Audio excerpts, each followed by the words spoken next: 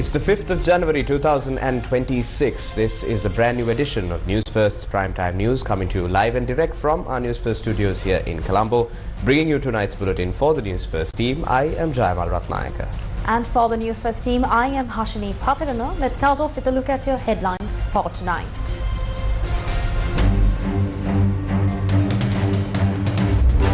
Venezuela gets interim president. Maduro and wife in court today. Trump warns Colombia amid rising tensions. Johnston, Fernando and son remanded until January 9th. Heavy rainfall expected from the 8th of January. Australia's Maduro Foundation donates $1 million Australian for Sri Lankan disaster relief.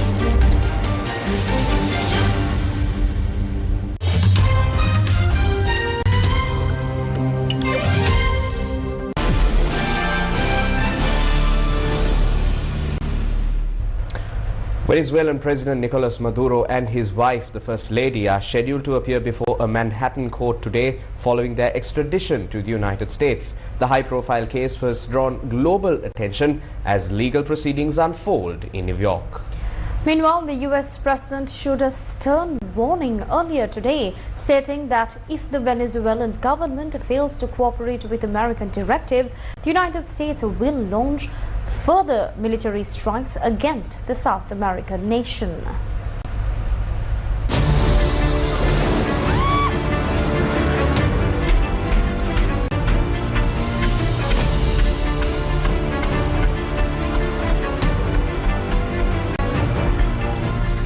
What actually happened in Venezuela?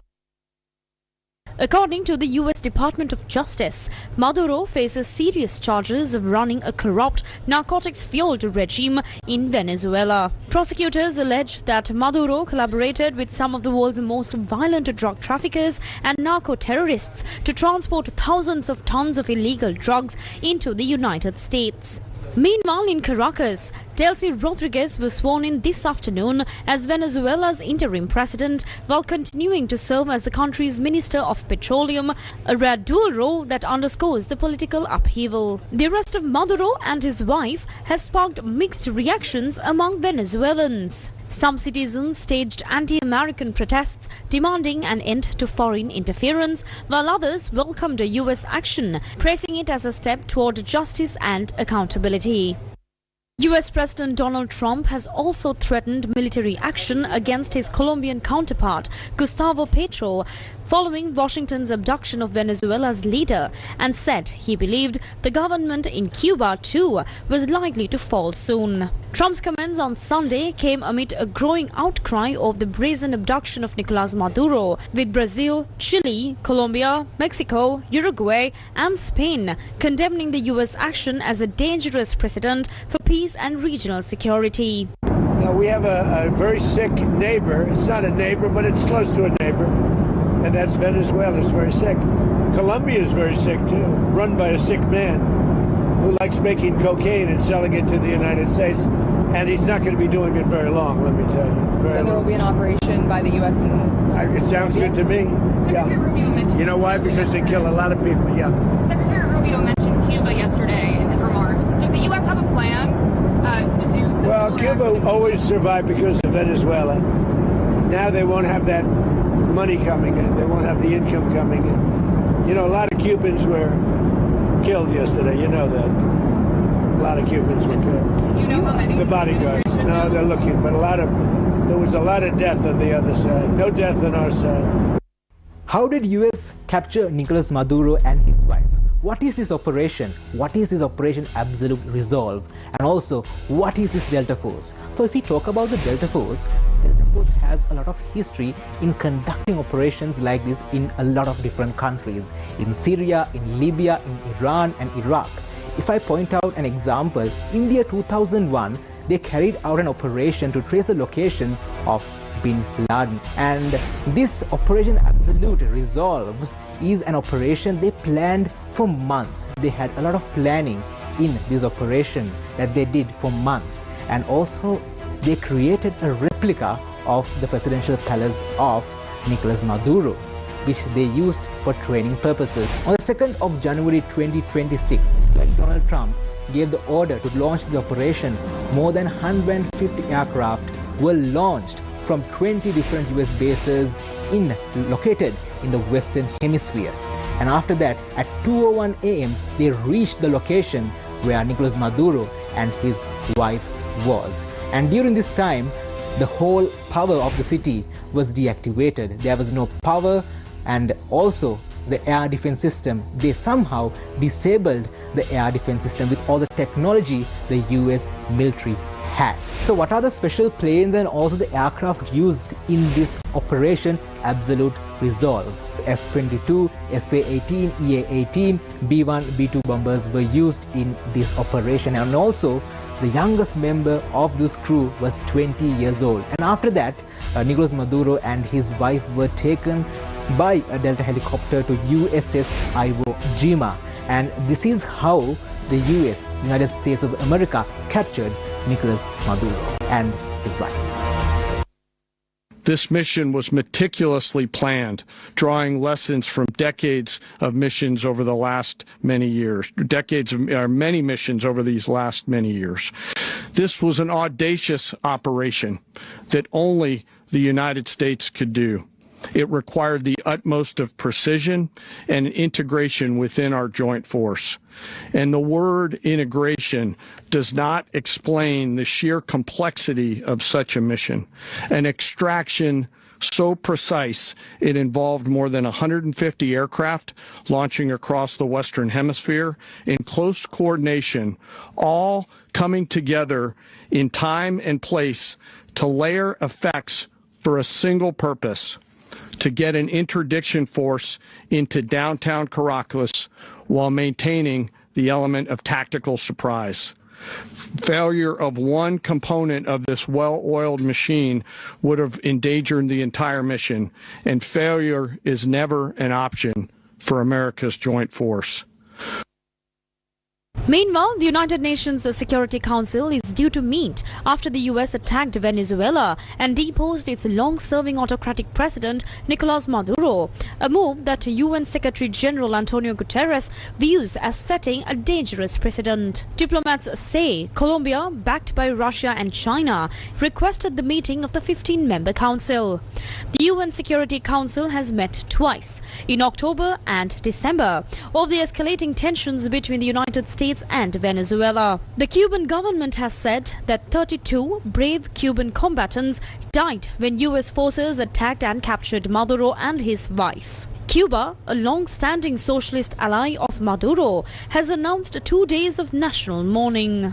In the wake of the US military strike on Venezuela, 26 member states of the European Union, excluding Hungary, have released a unified statement addressing the situation. The statement emphasizes that the United States must uphold the principles of international law and respect the will of the Venezuelan people.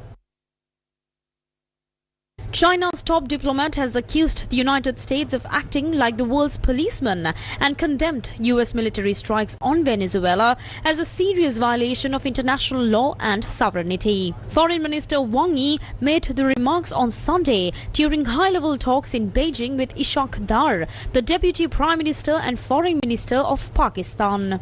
Wang said the international landscape was becoming increasingly volatile, marked by growing unilateralism and what he described as bullying behavior when discussing the sudden change of situation in Venezuela. However, US President Donald Trump stated today that the recent military operation in Venezuela will not disrupt relations with Chinese President Xi Jinping. Trump emphasized that he maintains a very strong relationship with Xi, adding that he does not believe the Venezuela strike will have any negative impact on their diplomatic ties. Sri Lanka's Minister of Foreign Affairs, Foreign Employment and Tourism, Vijitha Herath, emphasized that no member state of the United Nations has the right to act in violation of approved conventions, fundamental principles or international law. We have clearly stated that member states of the United Nations do not have the right to act in violation of the conventions, principles and international laws endorsed by the United Nations. All member states are obligated to act in accordance with these conventions and principles of international law, and this responsibility applies equally to every member country. Accordingly, Sri Lanka has also taken steps to intervene and request the convening of a meeting of the United Nations Security Council on this matter. As a result, the Security Council is scheduled to meet today, the 5th. නීතින් වලට ජාත්‍යන්තර සම්මුතින් වලට පටහැනිව වෙච්ච මැදිහත් වීමට අදාළ පියවර ගත යුතුයි කියන ස්ථාවරය තමයි අපි. The emergency meeting of the United Nations Security Council is currently underway in New York. The UN Security Council is addressing the US rendition of Venezuela's President Nicolas Maduro from Caracas, a move that has sent shockwaves through the region and beyond. Stay tuned to Newsfirst digital platforms for updates on this developing story. Back to news from here at home. The People's Struggle Movement had organized a protest in Colombo earlier today.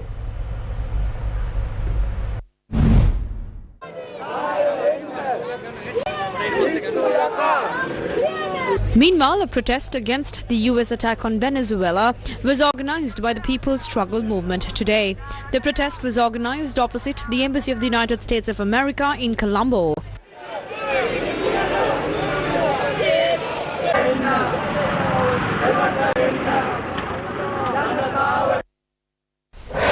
Newsfirst with the people.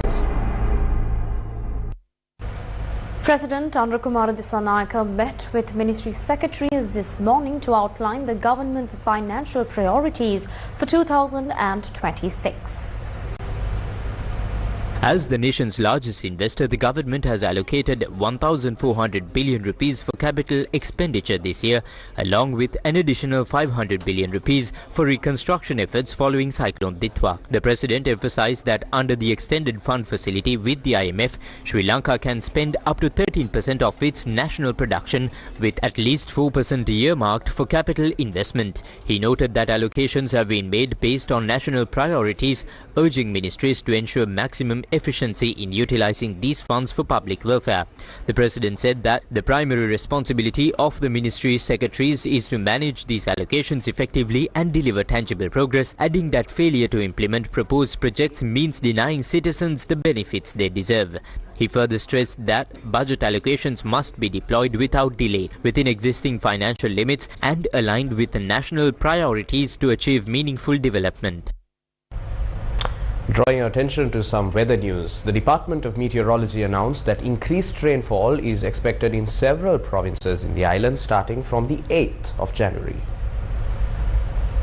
At 3:30 p.m. today, the department issued a special advisory highlighting upcoming weather conditions. According to the advisory, a low-level atmospheric disturbance currently located over the Bay of Bengal towards the southeast of the island is likely to intensify further in the coming days. The department stated as a result from the 8th of January, rainfall is expected to increase across the northern, north-central, eastern, Uva and central provinces.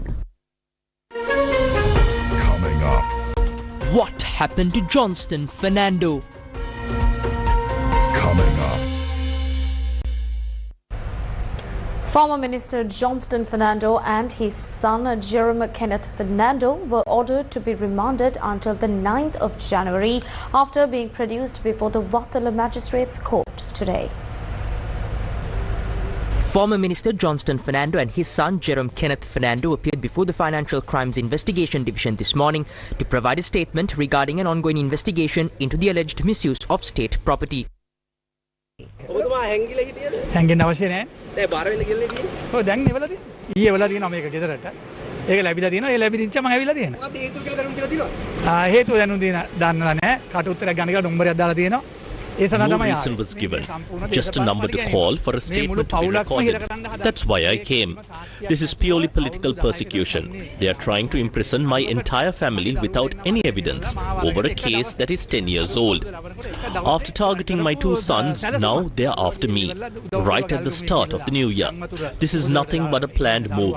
My son recently helped flood victims in Galgamur when the government failed to provide any assistance. Everyone knows who the organizer in that area is. The police minister is from Galgamur. That's why this revenge is happening. We are not afraid. We will face this. Following the statement, Johnston Fernando and Jerome Kenneth Fernando were arrested by the FCID and produced before the Wattala Magistrates Court this afternoon.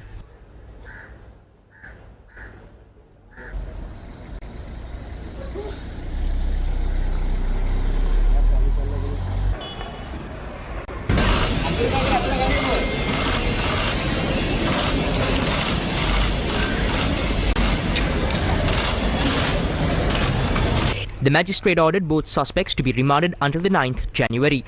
Meanwhile, Johnston Fernando's other son, Johan Fernando, was previously arrested and remanded in connection with the same investigation. SLPP National Organizer MP Namal Rajapaksa commented on the matter. ඒ සාමාන්‍ය දෙයක් අපේ පක්ෂ කෙනෙක් විතර නෙවෙයි මහා සංඝරත්නයේ ගරු නායක ස්වාමීන් වහන්සේලාත් ෂේඩි කැඳවලා තියෙනවා. What are the charges? The suspects were taken into custody in connection with an investigation launched after the Financial Crimes Investigation Division received an anonymous complaint in November 2015. The inquiry alleges that a company linked to Johnston Fernando and his sons submitted false information to obtain an ethanol license. Further accusations include using a South lorry, which is state property, to transport ethanol stocks, exporting products overseas and laundering the proceeds, and several charges have been filed as part of the ongoing investigation.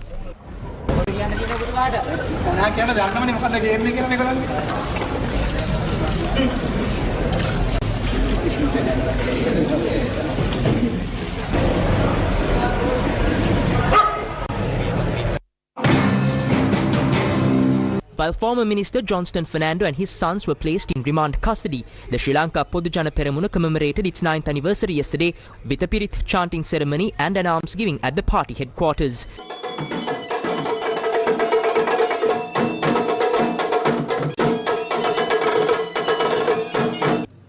The event was attended by party leaders including former President Mahinda Rajapaksa.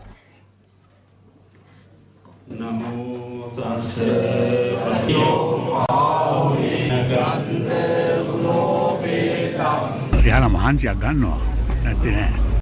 හැබැයි ඉතින් වැඩි feel. මුකුත් මනක දකින්නේ නැද්ද ආණ්ඩුවේ හොඳ තත්ත්වයක්? නෑ ඕන දකින්නවා සමහර ඒවා දකින්නවා. හැබැයි වැඩියෙන් තියෙන නරකනේ. A group of opposition political representatives, including several candidates defeated in the recent elections, held a press briefing in Colombo today to express their views on media freedom. The discussion was led by former Minister Professor G.L. Pires.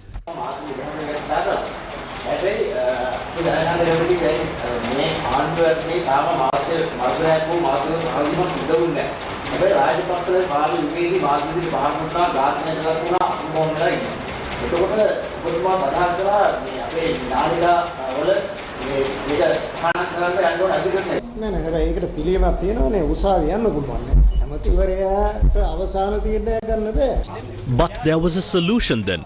A minister cannot make the final decision. It must go to court. That's a very weak argument. Yes, mistakes happened in the past, but does that mean those mistakes should continue? What did this government promise the people? They said they would correct the errors of 75 years and deliver a pure and complete governance system. Even Mahinda Rajapaksa's government was part of that 75-year history. So, this government came to power on a clear pledge to fix those wrongs. Talking about past sins will not free us from them now.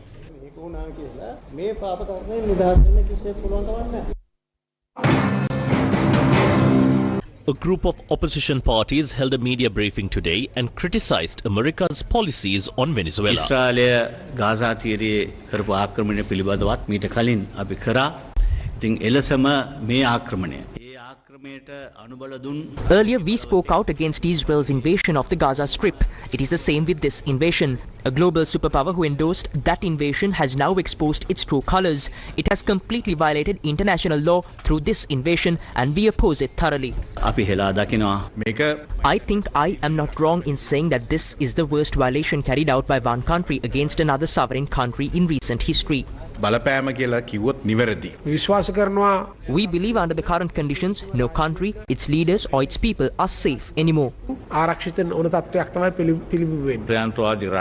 We vehemently oppose this indecent move carried out by a democratic country trying to show its might.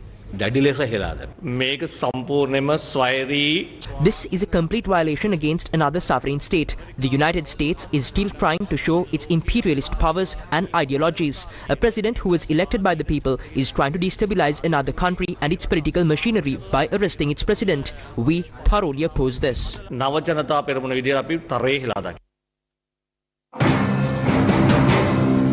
The Sri Lanka Freedom Party welcomed its newly appointed Vice Chairman Vijayadasa Rajapaksa and National Organiser Chamara Sampath Dasanayaka, who officially assumed duties today at the party headquarters. Interestingly, several opposition political activists were also seen at the venue during the event. This party doesn't belong to any individual. No one has been given ownership of this party. This building hasn't been signed over to anyone either. If anyone thinks otherwise, let me be clear. There is no need transferring this property to anyone. This party is open to all. There is no front door blocking anyone. It's wide open. Anyone can walk in and work for the party. Just like taking the lift straight to the top floor, you can come and join us without barriers.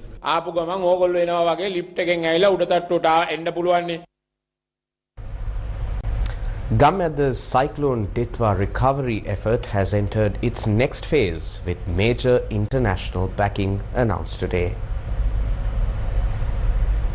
The Australian-based Maduro Foundation has committed 1 million Australian dollars to support the Gamada movement's next phase of disaster relief and recovery following Cyclone Ditwa. Maduro Foundation CEO John Hartman said, quote, "The funding is aimed at backing trusted local partners and ensuring affected communities have the dignity, certainty and agency to lead their own recovery." End quote.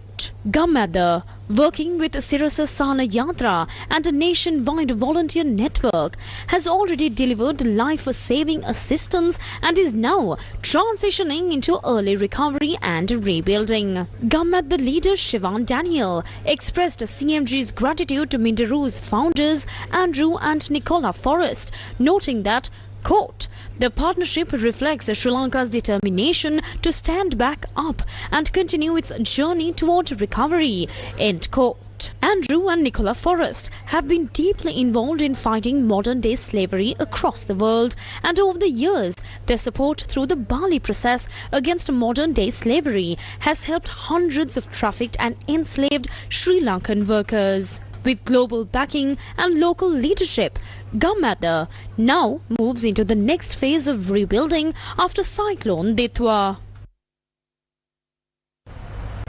The second phase of LOLC's Divi Savia, You, Me and Our Nation social welfare initiative, which aims to uplift communities and strengthen the nation, was officially launched this morning at Columbus Primary School in Kandy. As part of the phase, 200 schools damaged by Cyclone Ditwa will undergo complete renovations. LOLC's social welfare initiative, Divi Savia, You, Me, Our Nation, comprises 3 major phases aimed at restoring lives and infrastructure affected by Cyclone Ditwa. Under Phase 1, LOLC provided dry rations and essential supplies over a 10-day period to families whose homes were completely destroyed by the cyclone. Today marked the launch of Phase 2, which focuses on renovating 200 schools damaged by the disaster. This phase will be implemented across 3 provinces and 6 districts over the coming days. The first renovation commenced this morning at the main hall of Columbus Primary School in Kandy, which suffered severe damage during the cyclone. The event was attended by key officials, including AG Sita Irangani, the principal of the Columbus Primary School, Kandy District Secretary Indika Udavatta, Central Province Education Secretary Madhupani Piyasena, Provincial Education Director Nihal Alahakon, and Chief Operating Officer of LOLC Group Kitsiri Gunavardhana attended the event.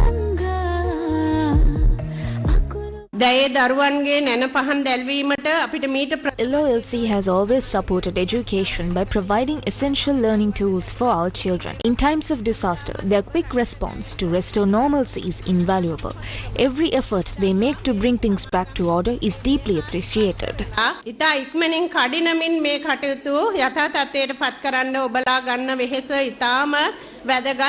These are the remarks made by Kandy District Secretary Indika Udavatta. We have reopened as many schools as possible, but the impact of the disaster has made learning extremely difficult. Many children are vulnerable and struggling. This initiative by LOLC is truly commendable because what we do for children is the greatest service of all. Speaking about the program, Kitsiri Gunawardana, the Chief Operating Officer at LOLC, explained the company's vision. Our chairman Isharanana Karwa strongly believes that in times of crisis, we must first ensure the safety of our employees, then support our stakeholders and ultimately serve the nation. Today's launch of Phase 2, restoring 200 schools, is part of that vision. With the involvement of the Maharaja Media Network, we aim to complete these renovations swiftly and effectively.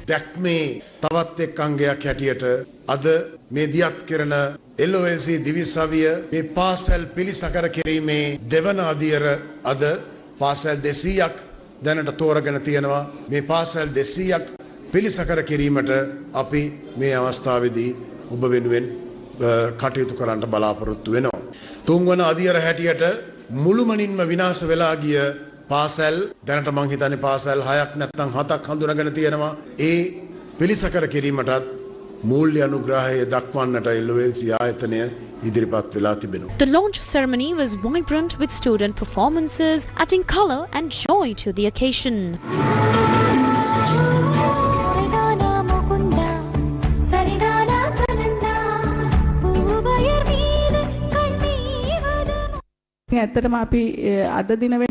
Out of 1,507 schools in the province, only 14 remain closed. We deeply appreciate LOLC's contribution to restoring education in the region.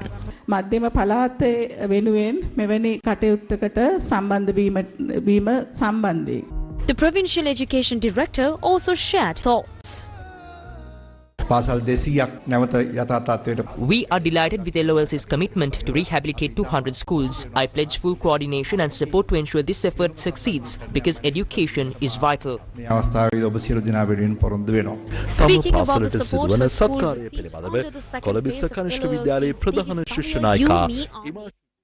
welfare program, Imashi Buddhika, the head prefect of Columbia Primary School, shared an inspiring thought.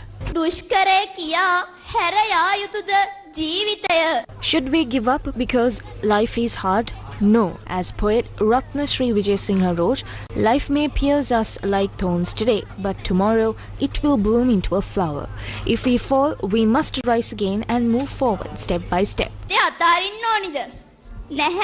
අපි තැනකින් වැටුනොත් අපි එතනින් නැගිටලා අඩියෙන් අඩිය ඉස්සරහට යන්න ඕනි.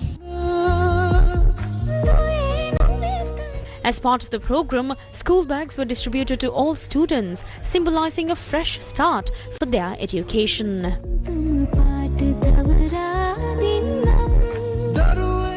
Tomorrow, under Phase 2, a newly renovated building at Veralugolda Primary School in Kandy will be officially handed over to students. The LOLC Divisaviya Social Welfare Program stands as a testament to the unwavering commitment to the people of Sri Lanka.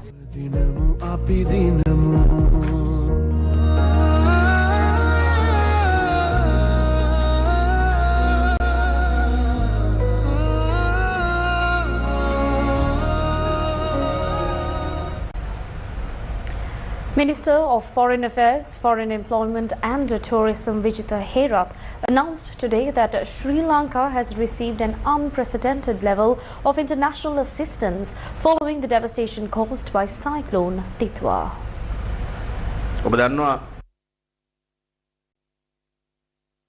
As you are aware, following the recent cyclone Ditwa, Sri Lanka sought assistance from several governments.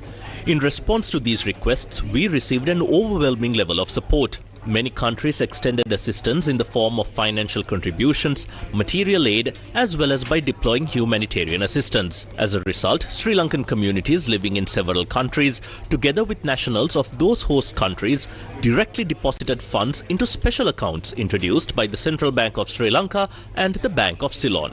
In addition, the Ministry of Foreign Affairs issued notifications requesting those who are unable to transfer funds to these accounts to make their contributions through bank accounts officially published by Sri Lankan embassies as well as high commissions in their respective countries. Accordingly, substantial funds were received through these channels as well.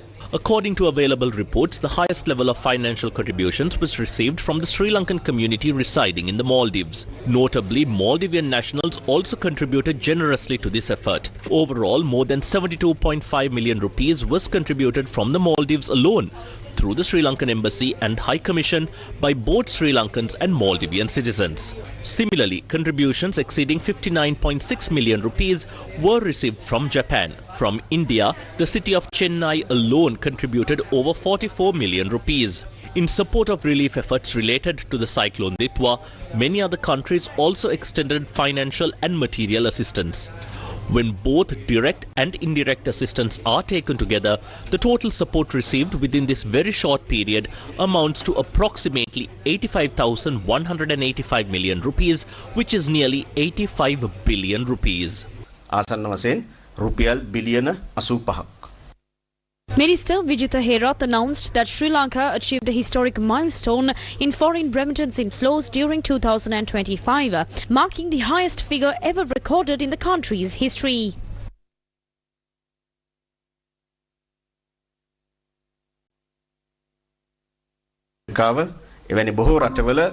Moreover, Sri Lankans employed in various professions across the Middle East, Europe, Australia, Japan, the United States and many other countries have placed their trust in the new government and resumed sending money back to their families and to the country. As a result, the past year has been recorded as the highest year for foreign remittance inflows in Sri Lanka's history. By November alone, foreign remittances had reached $7.19 billion.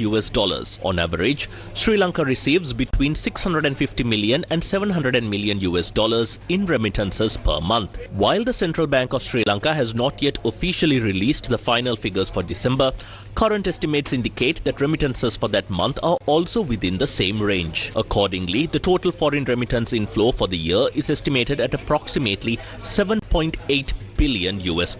This figure represents the highest foreign remittance income ever recorded in the country's history. Previously, the highest remittance inflow was recorded in 2016, amounting to $7.14 billion.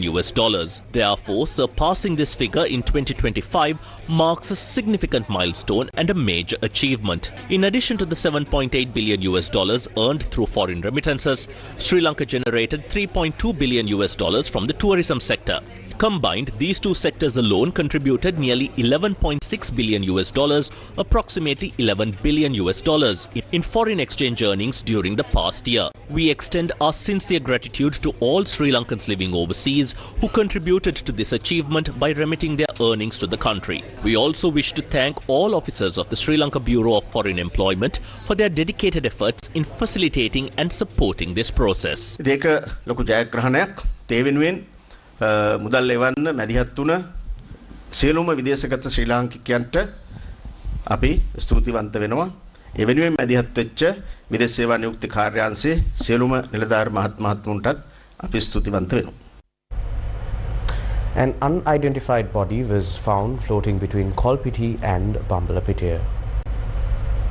A grim discovery was made today in the waters between Kolpiti and Bambalapitiya, where an unidentified body was found floating at sea. Authorities confirmed that the body was retrieved and brought ashore following a coordinated operation involving the Sri Lanka Navy. The recovery operation was initiated after a police alert prompted the deployment of a naval vessel and a specialized diving team.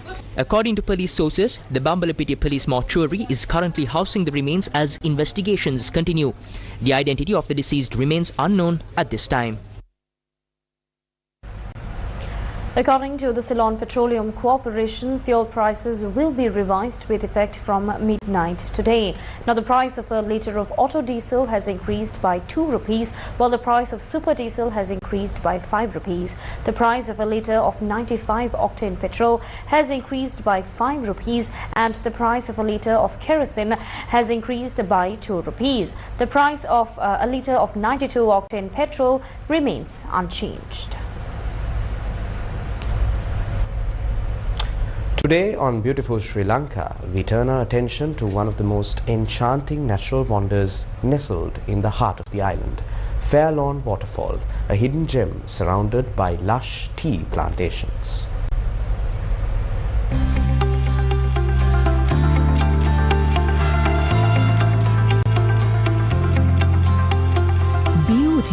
Sri Lanka. Located along the Muskelia route leading to the world-renowned Sripada, this breathtaking waterfall sits amidst the emerald green slopes of Sri Lanka's central highlands. Its unique setting has made it a favorite among both local and international travelers seeking serenity away from the bustle of city life. Standing at approximately 30 meters high, Fallon Waterfall cascades gracefully over a series of massive rock formations, creating a mesmerizing silver stream that, from a distance, appears like a silken ribbon draped across a tea garden. Unlike many waterfalls that require long treks through dense forests, Fallon offers a rare convenience. It can be admired up close from the main road, making it easily accessible to visitors. Travelers heading from Hatton to Muskelia will encounter this scenic spot after passing Norwood Junction along the Upcott Swami Malay Road. The waterfall lies adjacent to the Fallon Tea Estate, ensuring that any vehicle can reach it without difficulty. For those yearning for a refreshing escape and a taste of Sri Lanka's tea country charm, Fallon Waterfall is a must-see.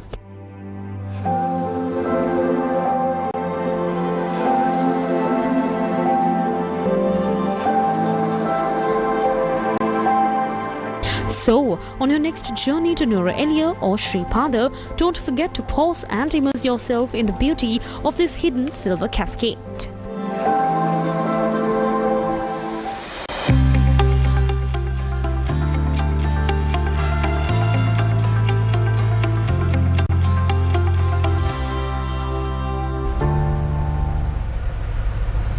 And on that enchanting note, we wrap up tonight's bulletin. Thank you for watching. Good night. night.